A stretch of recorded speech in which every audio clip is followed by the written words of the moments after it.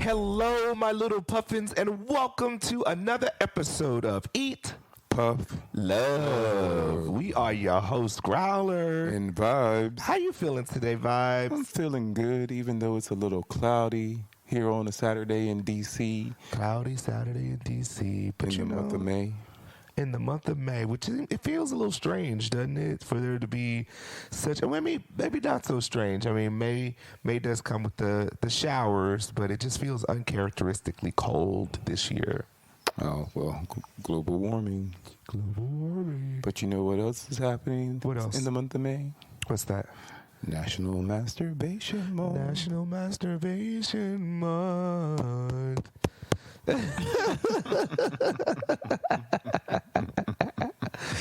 Happy National Masturbation Month. I hope that you are enjoying some time with yourself, Yes. or in non-penetrative spaces with others, where you get to be with your body and We just hope you're masturbating. Masturbate on all month, every day. every day, all day. Every day, not all Multiple day. times a day. Multiple times a day. We don't want folks all day. We folks, Hey. we still got to record the podcast. So, our last episode was with the lovely Kels. Kels, yes, lovely Kels. And our conversation was all about kink from multiple perspectives. And so we wanted to continue that conversation, right? Yes, that was a good conversation with the lovely Kels. And I actually left the conversation thinking about my own personal hoe bag. And if you did not listen to the last episode, I encourage you to listen back and learn more about what goes into a proper hoe bag. Yes. What's in your hoe bag? What's in your hoe bag?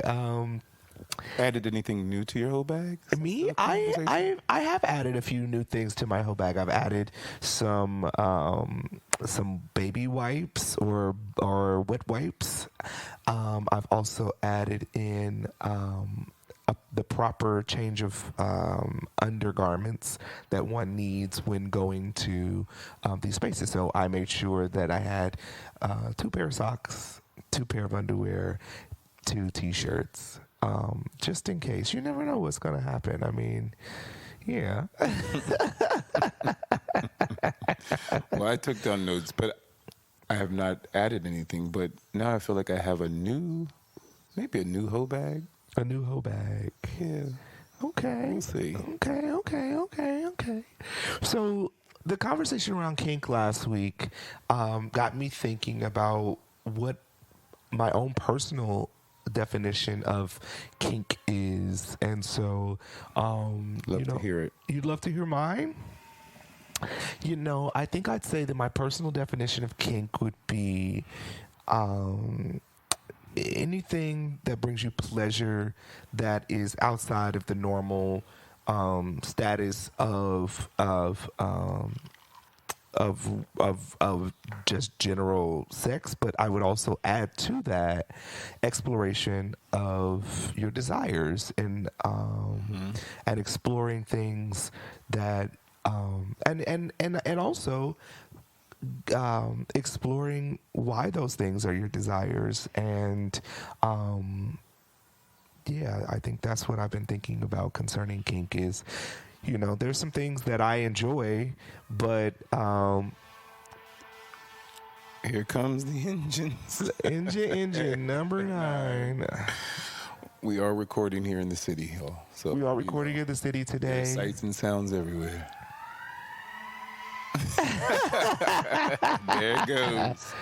There it goes. But kink. Yeah. I guess for me, I've never really considered myself a kinky person. I don't even think kink was in my vocabulary. I think being, in my early 40s, people would throw around the word freak or freaky. Yeah. And so I hear people all the time say, "Oh, I'm a freak." Yeah. I'm a freak. And so I would be like, okay, well, maybe. But it always seemed a little closeted when people said freak. Either you're a closeted kinky freak, or you're like people know that that's who you are, you know, or they ascribe that to you anyway. Maybe even if that's not who you are. But I think for me, as I've explored kink more, it is, as you said, it's all about what brings you pleasure, and I don't know if I want to use the word normal. Because I hear that a lot, you know, like a lot of what I've been most recently, I didn't even know that, say, there's a thing about vanilla sex and then there's kinky sex. And I always assumed vanilla sex just meant missionary, but then now you can be in the missionary and it be kinky. So, I don't know. I haven't yet put a whole idea around what kink is to me, but I know that being introduced or allowing myself to explore the kink community has opened up the ways I think about sex and play and even calling it play. You know, when is thinking about sex as play. Yeah, as adult play. Yeah, I hear that. I also have been thinking about. Well, I guess what I feel when I think about when people say the word freak is. I will be a freak until the day, until the dawn. I think, I just think, I don't know. Maybe this is my own personal thoughts on the word freak. Is I think about freak. And I wonder, are people... Sorry, there's a super freak. Super freak. She's super freaky. Sorry. Keep them coming. Keep them coming. Just keep popping into my head. Keep them coming. Keep them coming. When I think about kink personally, I also think about a level of freedom in expression. And I don't oftentimes hear folks talk about being a freak from the level of from the point of view of expression. I hear people talk about freak from the view of when I hear people say freak, I think about a lot of wet tongue action. I think about a lot of I think about you know, I remember there was a time in the 90s when people were absolutely opposed to things involving oral sex. You know, I am not eating your pussy. I am not sucking dick. I'm definitely not eating no butt. Right. And now it's 2020, and I read somewhere that it's 2022. It's 2022. Oh my gosh, the pandemic, y'all, has got me all looped up. I hear people talking about in 2022 that this is the generation of ass eaters. Like, people eat ass and it's a thing, and like, you know, and not just women, men as well, and they enjoy the pleasure. Both, yeah, everybody enjoys the pleasure. And so I don't typically hear people when talking about being a freak saying, I am going to explore these ideas I have, these fantasies I have. I usually hear people saying, "Oh, I'm a freak, so I eat booty." It's like, well, we all eat booty now. Yeah.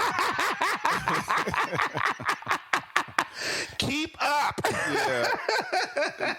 You know, though, I think it's more about, like, okay, there was a time that, you know, in history people would label the sexual revolution. Yeah. And that was like, what, late 60s, 70s. Yeah. And then the AIDS epidemic happened. Yeah. And everything around sex, I think across the board, kind of went into the closet, per se. Mm-hmm. And then there was a reawakening maybe in the 90s, early 2000s. And I think that the whole generation that exists now of people is just like, we live in a space and time where we can be whomever we are, and we can explore ourselves and love on our bodies and engage in things that somebody would say is taboo. I mean, there's still a lot of people out here who say, no, I'm not sucking your dick. I'm not eating your ass. I'm not eating pussy. And they're like, you're like, oh, they still make you? But yeah, they're still around. Those people still exist, and it's okay that they exist. Yes.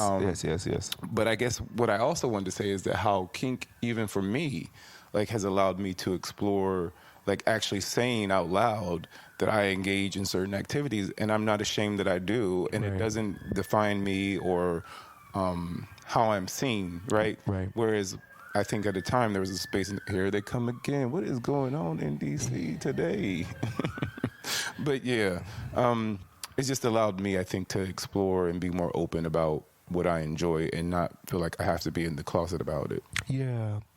You know, I read an article this morning about I have been all on the Bad Bunny album that just came out about a week ago. And so it got me looking into Bad Bunny. And I think it was you that told me that Bad Bunny has been has been an artist that's been really open about their comfort with gender fluidity and expression in different ways. And so the article I read this morning was similar to that. And Bad Bunny said, like most people of my generation, I would probably identify more fluid than anything. And so, yeah, just being in a space where people are thinking about sexuality differently, they're thinking about play differently, and how people express themselves. Yeah, I see that and I feel that, and even in the conversations that I have with people now, it feels like even conversations around around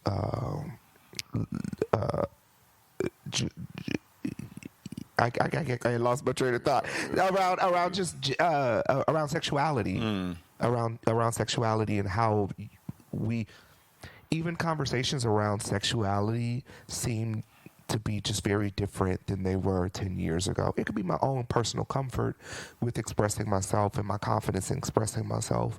But I also feel like there's a difference in the conversations that are happening with people, and even people who would identify as straight or heterosexual in those ways. I feels like people are just are willing to more, are talking more. Right, about it. And gender fluidity aside, folks, fluids is a kink. It is. But it's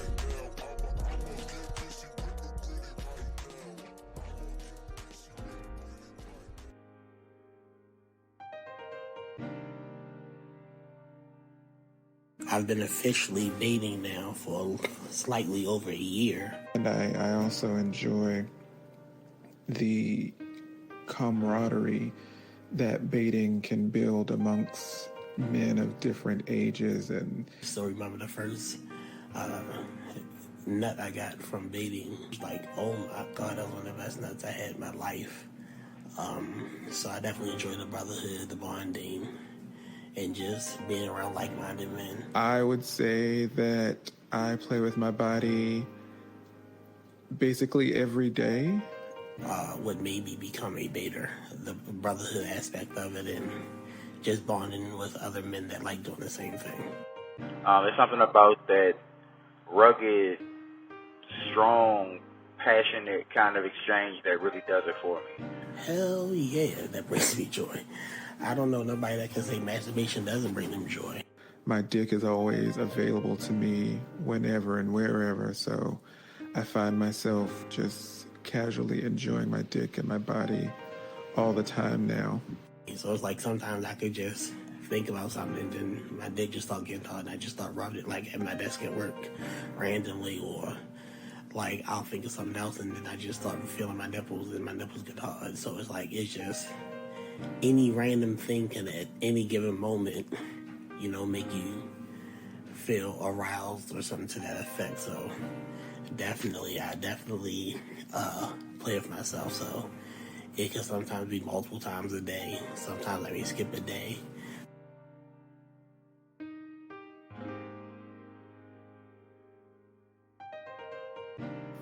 Welcome back, little puffins. Welcome back.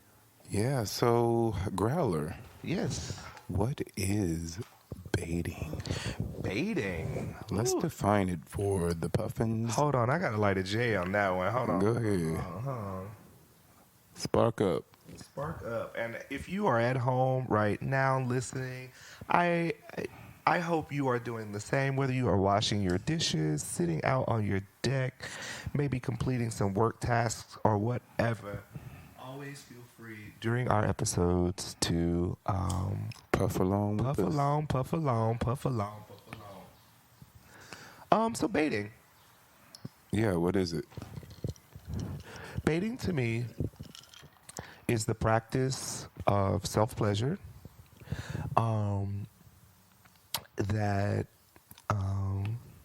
it's the practice of self-pleasure. It's masturbation in short. However, I think largely within a community of baitors, baiting would be the practice of coming together with others to bait together, which is non-penetrative sex, lots of body contact. I think you're mixing things now, but this is your definition. This is so my I'm definition. gonna listen. Well, what would you say? Well, I agree. I mean, bait. Someone took that out of the word masturbation, right? And I think that though we may describe it as being something that is for all people, all genders, I think it is a very male penis. Well, let me say this: penis-centered. I would agree with that. I would agree activity. with that. I think that it can be, as you said, it can be solo. Yeah. It can be within group. It could be online. It could be done right online. It could be in person. I also think that when we mix in other things, I think that is an add-on. I think it's adjacent to baiting. Like you're saying, body contact. I think that's frauding, right? Because, Right. Okay. you know, Yeah. I think that it is a kink. As I have explored it more, it's something that I would say is a kink, because there's a community, as you said. There are items and props and tools that go along with it. There is a whole conversation about what you should use while baiting, you know, how you bait, what you use. Do you use lube? Do you use coconut oil? Are you that organic person? Vaseline. Do you use that well-named brand that won't be mentioned until they give us some sponsorship? Sponsorship. But it's really good. I just think that there's so much to it that I see it as a kink. Yeah. Because when I think about masturbation, I mean, I've been masturbating probably my entire life. I mean, they say babies masturbate, children masturbate, we all masturbate. It's not until a certain age, depending on the household you grow up in, when it's defined as being something you should not do, Right. or you should do. Right. So the secrecy around masturbation, I think baiting in this community that exists and that I've been becoming aware of and a part of now, you and I trying to establish ourselves in this community, is that it doesn't have to be hidden. Right. You shouldn't be ashamed to masturbate. Yeah. Yeah, you shouldn't be ashamed, and it's, yeah, like you said, people of varying ages do it, but there does come a point where it becomes a no-no. You know, I feel like I started comfortably calling myself a baiter probably early 2000s. 2010s, early 2010s,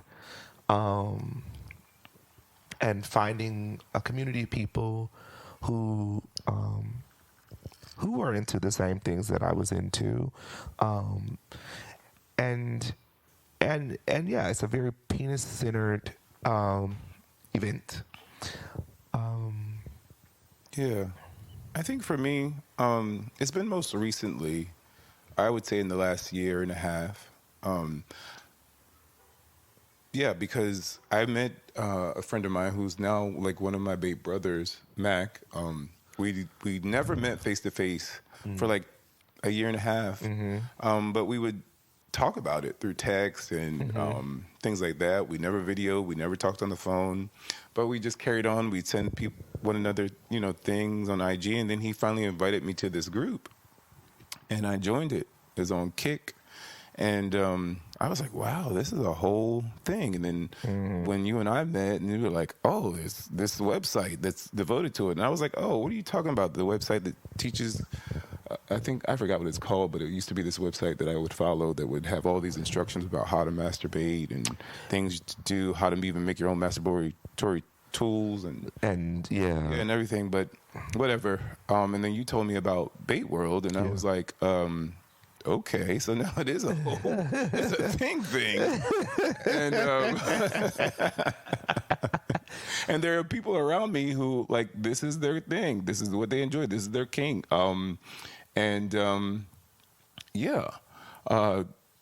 I have really enjoyed the process of coming into being a baiter and being proud about it because I feel like I have the right in the space and time to be with my body, and if I want to be able to enjoy myself with myself, that's cool. And if I want to enjoy myself in this act with others, and this be our sexual act, our act of pleasure, and it, like you were saying earlier, it's not penetrative.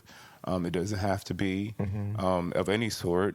It could just be one person sitting one place, me sitting the other place, and us locking eyes and stroking away. It could be no locking eyes. It could be just the time to be with a bait brother, as you mentioned. To chill or even just have somebody to talk to about it. Or it could be like, okay, we both have penises. Sometimes we wake up in the morning and you're like, we don't have to have penetrative sex. Right. That's not all that sex is. Right.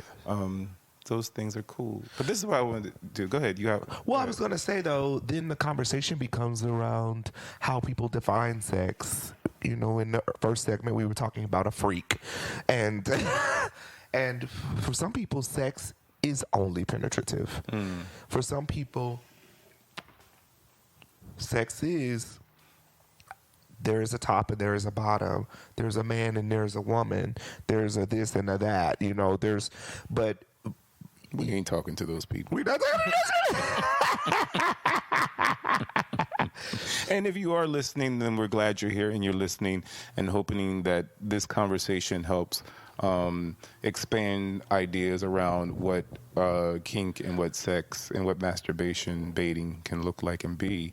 Because I'd like to talk briefly about how we were thinking about bringing together all genders and it not just be penis-centric. Because why not? Like, why can't someone who has a penis and someone who has a vagina come together and it not be penetrative the same way that we are? Someone, so I think everybody should masturbate. If you're not doing it, do it. Take the time. Self-care. Bait. Bait. Get you a nice cup of tea. Jay. Yeah, Jay. Like how do you enjoy if you had to describe a session to our listeners, like what sets up a session for you? You don't have to tell the details of the actual session, but like what sets up a good masturbatory session for you? Well, it depends. I mean, excuse me. I think sometimes I like baiting before I go to sleep because it helps relax me. It gives me time to explore myself and to relax. I think I really enjoy in the morning, like after I've done, me, I get up and do my little household chores, but then I'm like, okay, between this time and this time, I'm going to sit down, I'm going to pour my tea or my coffee. Yeah. I might have a little spark. And then, yeah, I'm going to enjoy myself and then shower and go and do my day. I love that. Yeah. Sometimes I come home from work and I fire up the hookah and have another little puff and lay back on the sofa. You're actually in the sofa position that I'd be in right now. Oh my gosh, this sofa. Sofa. I've seen a lot. Me oh my. And I enjoy that. I mean, and it's just me time. And sometimes it can be real quick, and sometimes it could last for hours. Yeah. No, that's a whole nother kink adjacent thing. What do they call that? Edging. Yeah, edging. Edging. And I know this word exists in all forms of Baiting. baiting all body and types. sexual play. Yeah. The process of abstaining from ejaculation or ejaculation, because there's all different kinds of and levels of orgasm that happen in between that make each moment feel like ooh. And you know what? Now I'm just sitting here thinking, is edging a form of S&M? I think so. Yeah. It might be, yeah. Because you're basically intentionally denying yourself pleasure, even though you're experiencing pleasure. Yeah. You know, so some of us, the most pleasurable of it is the actual orgasm, ejaculation. And then sometimes it's the refrain. Yeah. The part where you are almost just there, and then you're solo telling yourself to stop. But sometimes you could be with someone else. Yeah. So Yeah. maybe. Yeah, maybe. What y'all think? Yeah. What y'all think about Tell us that? what you think. Tell us what you think. Email us at BATEcations@gmail.com. BATECATIONS@gmail.com. or eat.puff. love@gmail.com. Eat.puff.love@gmail.com. Yeah, so this is why I want to do a quick round of, I'm going to ask you a question and you're going to just respond immediately Okay. around dating. Okay, here we go. Okay, you ready? I'm ready. Okay. No lube or lube? It depends. Okay. What does it depend on? It depends on the kind of day I'm having. Some days I don't. Sometimes lube for me becomes a thing that has to be managed. Like if I don't have a lot of time, I don't want a lot of lube everywhere. And I don't like the feeling of lube on my body, especially in my groin area, if I don't have time to hop in the shower again. So, I'll wipe myself down and do a little quick bird bath, but like, I still feel sticky, and so I don't like that. A person of the night bath. I do not like. I don't like a lot of lube sometimes. Sometimes I don't like it. Okay. To edge or not to edge? To edge. To edge. To edge. To edge. I think that once I retrain my brain around orgasming, then I realized that there's so much fun to be had in edging, because you stay in a place of what it feels like constant orgasming, and then the ejaculation is great. It's amazing, but it's that much more brilliant and much more colorful and much more vibrant, because you've built it and built it and built it and built it. Okay, I hear that. Last question from me. Sure. Would be, is solo penetrative sex baiting? Solo penetrative sex. Like using a toy like in your anus or oral. I say yes. And tell us why. Because I think that it's still time with yourself. It's still figuring out what your pleasures are.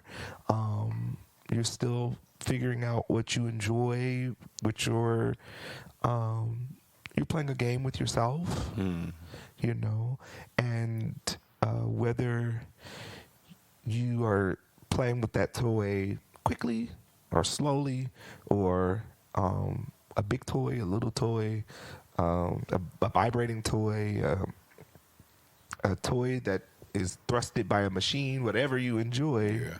I think that having that control yourself is masturbation.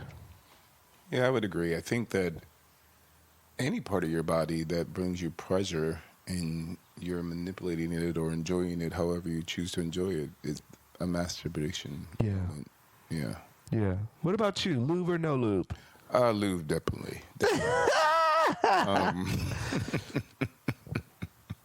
Definitely lube. To edge or not to edge?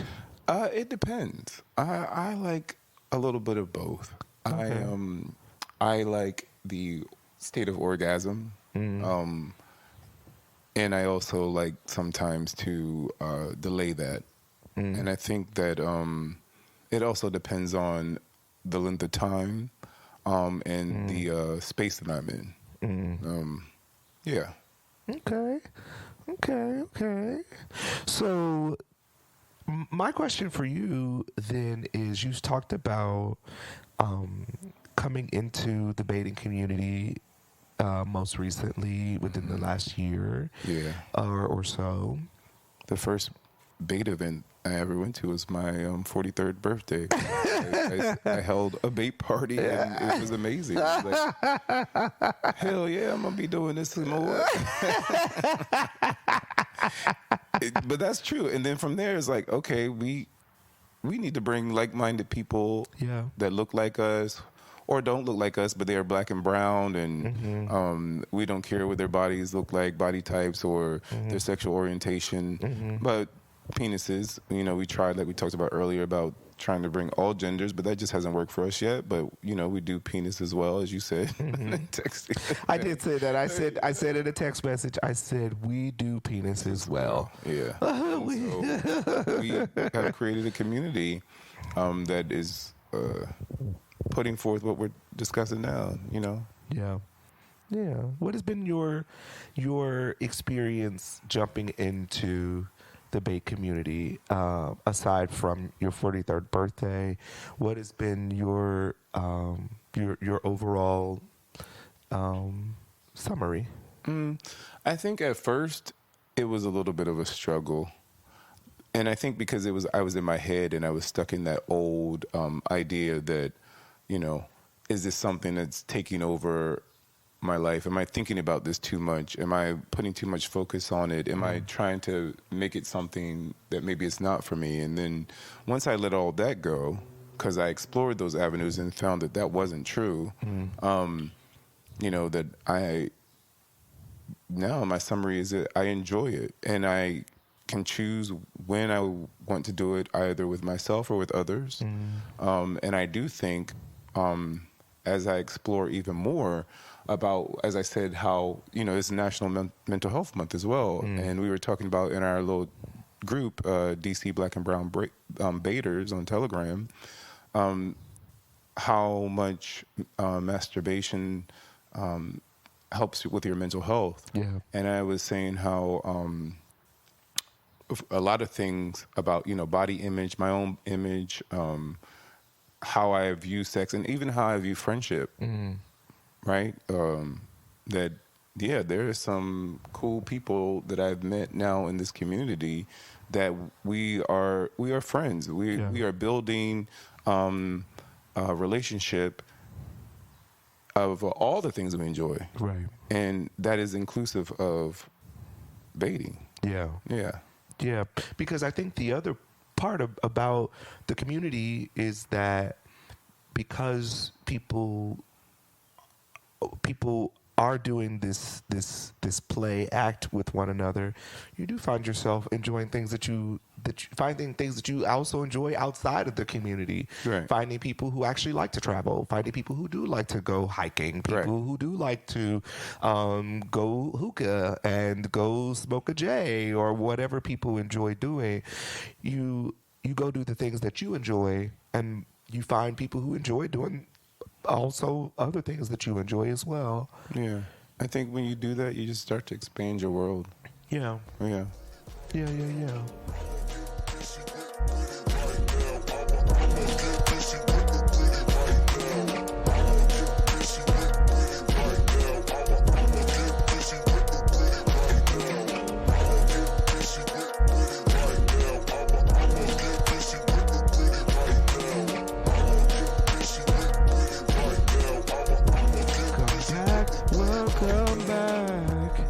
Welcome back. Welcome back,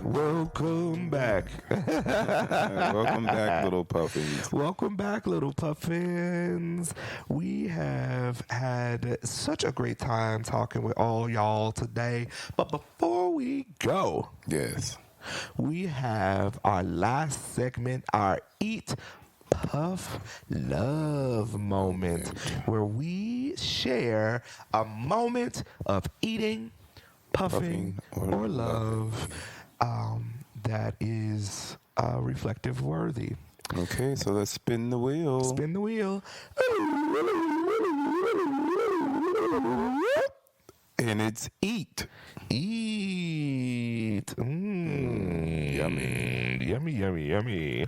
So you want to go first? Sure, I'll go first. Go first. So my most recent favorite food moment was our most recent trip to Puerto Rico. We were back in Puerto Rico. In San Juan, and it was Friday, and it was payday. Yes. And we happened upon this little oyster bar called the Oyster Shack. It's in Condado. And it was it was strange to be eating oysters in a tropical place on an island and all the oysters have been shipped in from the mainland from the Northeast, but it wasn't really the oysters that were the best, although the ceviche was good. What made that whole experience really great was that when we sat down at that bar and the people who worked there, they engaged with us, and we were chatting and talking and laughing and talking about astrology, and we were there for hours. Yeah, we were there for hours. We had some drinks, and it was really good. So the food was good, the vibe was good. The staff was attractive. We were able to talk about our podcast, and they were talking about all the great things that happened in Puerto Rico. Yeah. And it was surprising that one of the guys knew what poppers were. We didn't talk about that. He was like, yeah, were they on poppers? Because I was telling him about the story about that birthday party that we went to, and with the stripper and the condom on the foot. Different conversation. Yeah, whole conversation. But it was just, that was amazing. I appreciate it. And shout out to the Oyster Shack and the staff there. Yeah, shout out. I don't want to mess up anybody's name, but if you're listening, we love you. We love y'all, and we hope that you all become our Puerto Rican friends. Yes. Not that we need Puerto Rican friends, but you know what I'm saying. We're not collecting friends from different areas. Oh my God. Well, we kind of are, but not like in the way. I'm not being prejudiced here, okay? I am not George Jefferson. Oh my gosh. Okay, go ahead. My Eat Puff Love moment of eating is I fell in love with mofongo on this past trip. I did. I just did. I fell hard for it too. I had a shrimp and garlic butter mofongo. I had a Creole sauce mofongo. I had a dry mofongo, and I just across the board, I think I'm in love with mofongo. If you don't know what mofongo is, tell us. It is pounded. Well, it's deep fried green plantain And then after it's deep fried, it's pounded, and it's mixed with chicharrones and garlic and salt, pepper. And if you want to add meat, you could add meat to it. I didn't add any meat to the inside, so it's like layered. Yeah, it's layered, but it comes out and it looks like I would say like a firm mashed potatoes in the crust circle, and then there's a crust on it. But this shit is good. It is good. And they topped it, like I said, with some Creole gravy, Creole sauce, and shrimp. And I just, I love me some mofongo. Yeah. And I really, I've had it before, but remember that Uber driver, he was like, you have to try the trifongo. The trifongo. Which is like green plantain, sweet plantain, sometimes yam. Yes, from the place that we had been to before. Yeah. But we didn't know what it was on the menu, so we didn't order it. Right. So when we went back, we ordered it on a completely different time that we went there. And the shit was good. Oh my God. The food is so good there.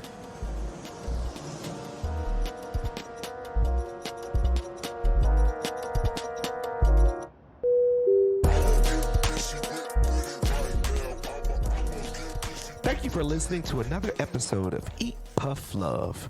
Also, thank you to our B8r voices. Yes, thank you. And follow us at Eat Puff Love on Instagram.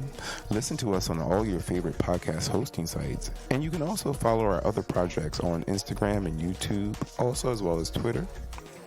Vegan Voyage Noir. Also make to follow us Growler at Mufasa Verde and Vibes at Wing Traveler 78 on IG. And until next time, remember to eat, puff, love.